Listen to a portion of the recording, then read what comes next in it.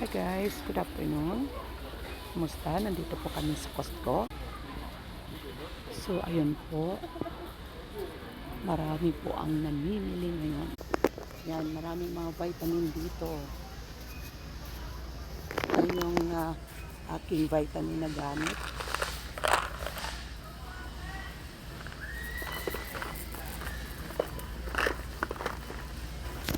Yan, maraming mga vitamin dito. Kahit anong gusto din yung vitamin. Yan, may turmeric din dito.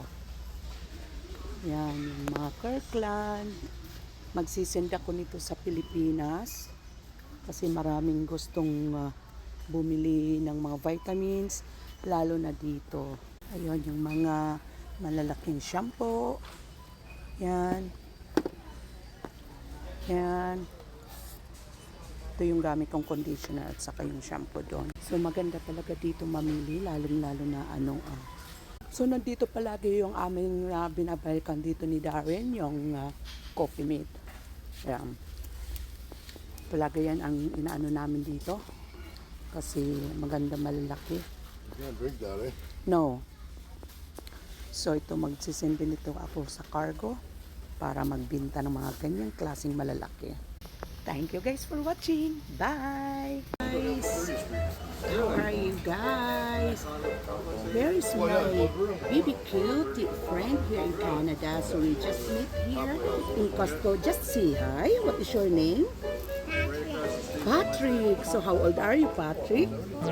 4. Say hi for my viewers. Say hi.